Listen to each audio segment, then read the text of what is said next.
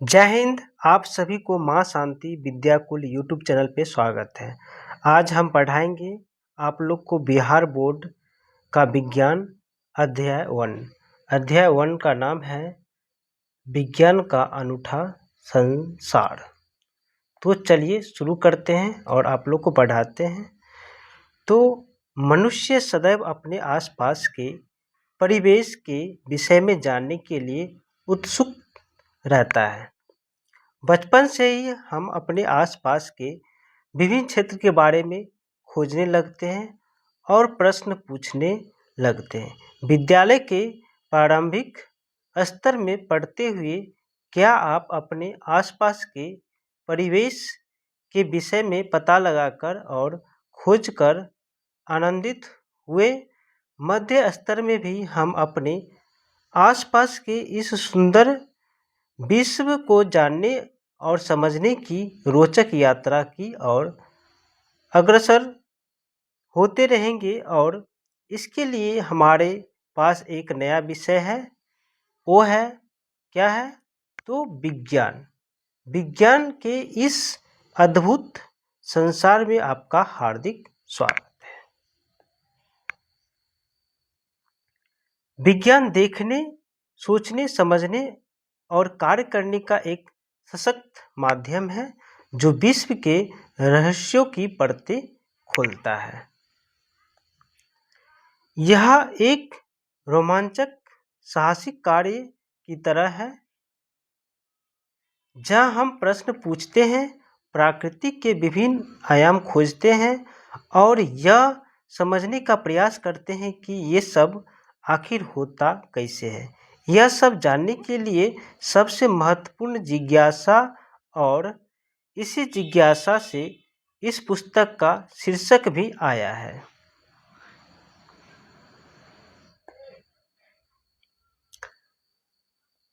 अध्ययन चाहे रेत के छोटे छोटे कणों का हो या बड़े बड़े पर्वतों का, एक घास के तिनके का हो या किसी विस्तृत जंगल का, यह हमें सदा ही नित्य नई खोजों के लिए प्रेरित, उत्साहित करता है। क्या आपने कभी रात के आकाश में चमकते तारों को ध्यान से देखा है और ये सोचा है कि तारे चमकते क्यों हैं? तारे चमकते रात में आखिर क्यों हैं? किसी फूल को खिलते देखे हैं आप विस्मित हुए हैं कि उसे कैसे पता चलता है कि कब खिलना है? ये सब विज्ञान द्वारा उजागर होने वाले अनेक रहस्यों के कुछ उदाहरण मात्र हैं, जिसमें देखा गया है कि विज्ञान के बारे में सबसे रोचक बात यह है कि वे सर्वत्र है। महासागर की गहराइयों से लेकर के अंतरिक्ष की व्यापकता तक और रसोई में पक रहे व्यंजनों से लेकर के खेल के मैदानों तक, सबसे अभूतपूर्व खोज ऐसे ही अकल्पनीय स्थानों में हुई है। तो इस चित्र में आप देख सकते हैं, चित्र है आपका पहला, यहाँ पे दिया गया है पर्वतीय क्षेत्र। ये आपका रहा पर्वतीय क्षेत्र का चित्र है, और नीचे आपका दिया है ये मरुस्थल, और ये समुद्र तट, ये मरुस्थल है और ये आपका समुद्र तट है। और नीचे आपका कुछ दो चित्र और दिया है, समुद्र के भीतर का दृश्य ये है, और मंदाकिनी जिसको हम लोग आकाशगंगा बोलते हैं। तो चलिए आगे बढ़ते हैं और आप लोग को बताते हैं। विज्ञान एक व्यापक और अंतहीन जिग्सॉ पहेली जैसी है। हमारे द्वारा की गई प्रत्येक नई खोज इस पहेली का एक और टुकड़ा जोड़ देती है, और आपको पता है कि यही तो इस पहेली की सबसे अच्छी बात है कि इसकी कोई सीमा नहीं है कि हम क्या खोज सकते हैं, क्योंकि ज्ञान का हर नया भाग नए प्रश्नों तथा खोजों की ओर ले जाता है। हम कभी कभी देखते हैं कि इस पहेली का एक टुकड़ा गलत स्थान पर अगर जोड़ दिया गया और उसे वहां से दूसरे स्थान पर ले जाने की आवश्यकता है, नई खोज के प्राय विश्व के बारे में हमारी समझ बढ़ाती है।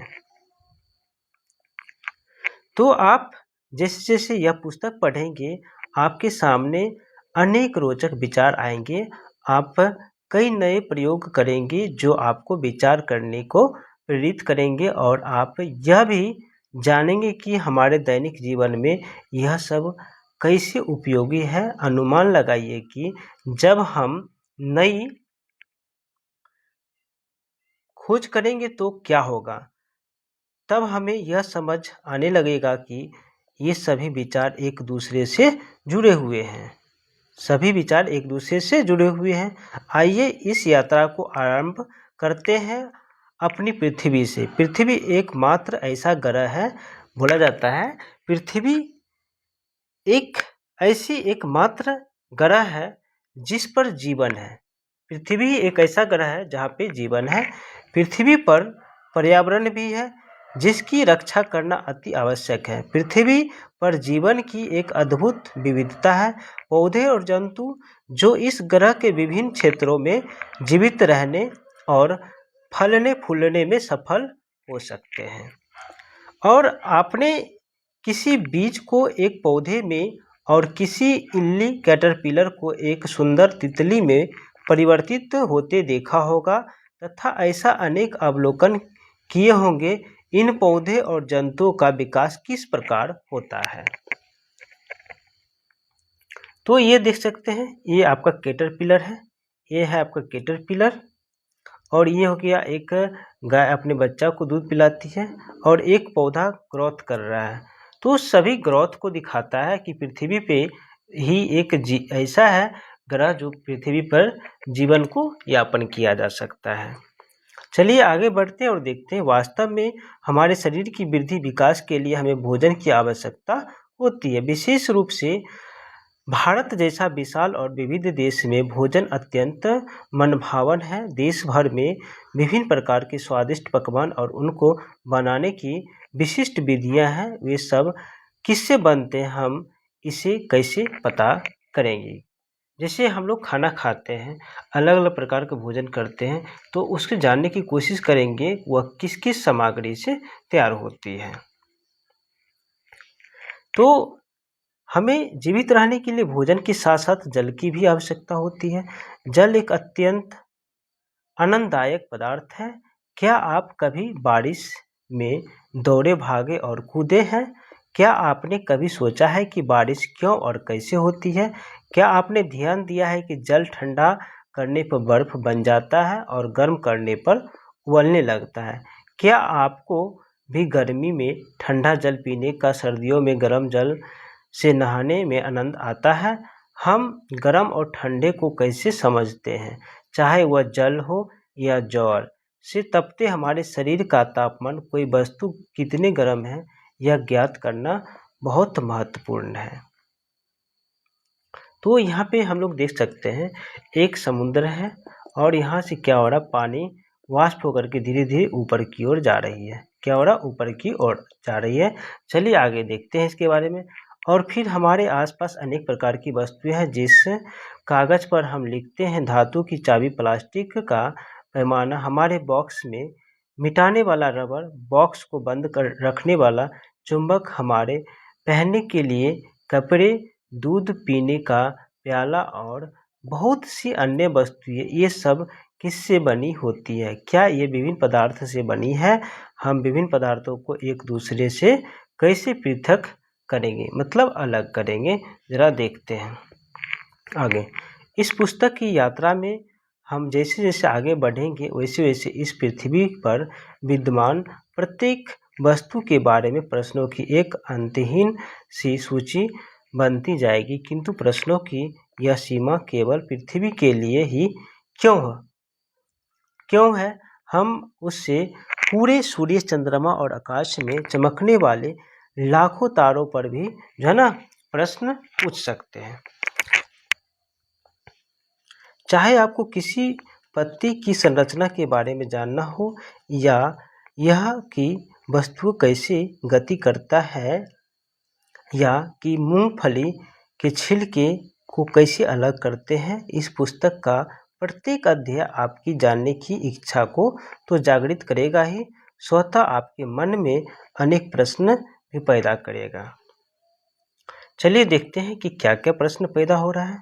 तो चाहे आपने ध्यान न दिया होगा कि फिर भी आपने अनेक प्रश्नों के उत्तर अब तक ढूंढते रहे होंगे। मान लीजिए कि आपकी कलम लिखना बंद कर देती है, तब आप क्या करेंगे? आप शायद अपने आप से यह प्रश्न पूछेंगे, मेरी कलम ने लिखना क्यों बंद कर दिया? आप यह अनुमान लगाए कि कलम में स्याही समाप्त हो गई होगी। तब आप इस अनुमान का परीक्षण कलम खोल करके और रिफिल की स्याही जांच करेंगे। यदि वह खाली हो गया हो तो आप जान जाएंगे कि आपका अनुमान सही था। परंतु मान लीजिए कि आप देखते हैं कि स्याही समाप्त नहीं हुई है, तब आप क्या करेंगे? आप एक अनुमान लगाएंगे कि संभव स्याही सूख गई है। इसकी जांच करने के लिए कि यह अनुमान सही है या नहीं है, अब आप कुछ और करके प्रयास करेंगे। वास्तव में विज्ञान ऐसे ही कार्य करता है। आपके यह जानने का प्रयास कि आपकी कलम ने लिखना क्यों बंद कर दिया, वैज्ञानिक विविध का यह एक उदाहरण है। तो आज के लिए आप लोग को इतना ही पे हम लोग बंद करते हैं और नेक्स्ट पार्ट फिर दूसरा लाएंगे। तो आप लोग को धन्यवाद। मिलते हैं नेक्स्ट वीडियो में, तब तक के लिए बाय बाय, टेक केयर।